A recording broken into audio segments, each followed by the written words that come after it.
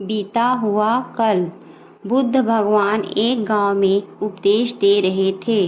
उन्होंने कहा कि हर किसी को धरती माता की तरह सहनशील तथा क्षमाशील होना चाहिए।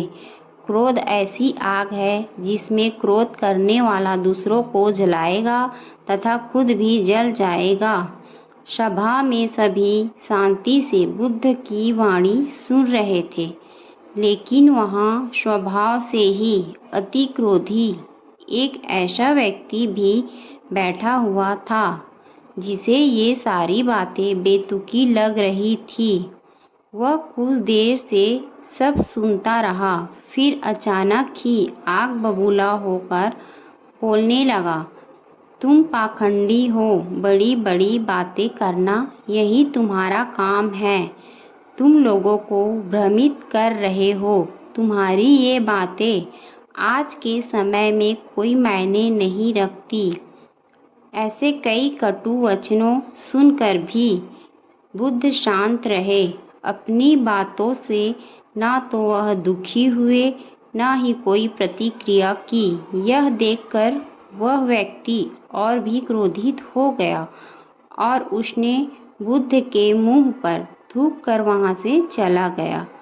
अगले दिन जब उस व्यक्ति का क्रोध शांत हुआ तो उसने अपने बुरे व्यवहार के कारण पछतावे की आग में जलने लगा और वह उन्हें ढूंढते हुए उसी स्थान पर पहुंचा।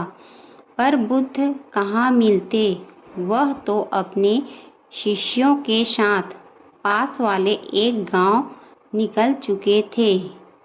व्यक्ति ने बुद्ध के बारे में लोगों से पूछा और ढूंढते ढूंढते जहां बुद्ध प्रवचन दे रहे थे वह पहुंच गया। उन्होंने देखते ही वह उनके चरणों में गिर पड़ा और बोला, मुझे माफ़ कीजिए प्रभु।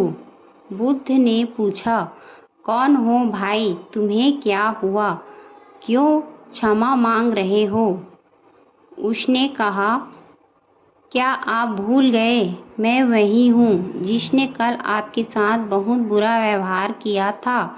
मैं शर्मिंदा हूँ। मैं मेरे दुष्ट आचरण की क्षमा याचना करने आया हूँ। भगवान बुद्ध ने प्रेम पूर्वक कहा, बीता हुआ कल तो मैं वहीं छोड़कर आ गया और तुम अभी भी वहीं अटके हुए हो।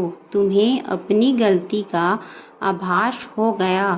तुमने पश्चाताप कर लिया। तुम निर्मल हो चुके हो। अब तुम आज में प्रवेश करो। बुरी बातें तथा बुरी घटनाएं याद करते रहने से वर्तमान और भविष्य दोनों बिगड़ते जाते हैं।